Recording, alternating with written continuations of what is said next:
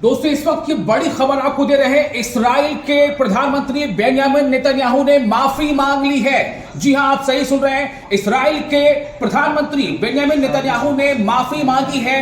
Qatar के वजीर आजम को उन्होंने फोन किया और फोन करके इस बात की माफी मांगी जो दोहा पर हमला किया था इस्राइल ने। जिस हमले के बाद कतर दोहा में एक हंगामी इजलास हुआ था और उसमें तकरीबन तमाम अरब और इस्लामिक देश के जो बड़े बड़े लीडर हैं वो मौजूद हुए थे। उसके बाद कई तरह की स्ट्रैटेजिक पार्टनरशिप भी बनी है।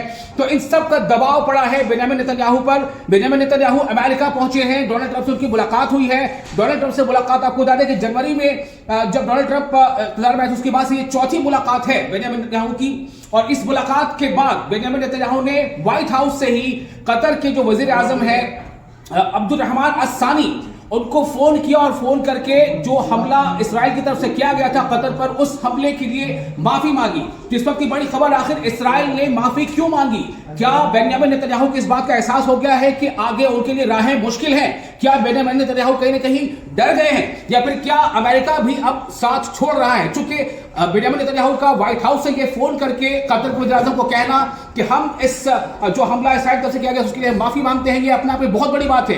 ये एक बहुत बड़ा डायनामिक चेंज है जिसके लिए कहा जा सकता है कि क्या वाकई जो अरब ममालिक इस्लामिक जो देशों की जो एक हंगामी मीटिंग हुई थी, क्या इसका ये नतीजा है? क्योंकि ये भी खबरें बीच में आई थी इस तरह की डोनाल्ड ट्रंप ने भी हालिया कुछ बयान में ये कहा था कि गजा में जो कुछ हो रहा है, फिलिस्तीन में जो कुछ हो रहा है, this is not our war, this is not my war. मतलब ये कि अमेरिका का ये जंग नहीं है। इसका मतलब क्या है? क्या डोनाल्ड ट्रंप ने भी कहीं ना कहीं नेतन्याहू की क्लास लगाई है? आखिर क्यों नेतन्याहू ने माफी मांगी? इस सवाल का जवाब भी आप समझ सकते हैं। लेकिन बड़ी खबर यह है कि इस्राइल के प्राइम मिनिस्टर ने, इस्राइल के वजीर आजम बेंयामिन नेतन्याहू ने कतर हमले के लिए माफी मांगी है। इस वक्त की सबसे बड़ी खबर।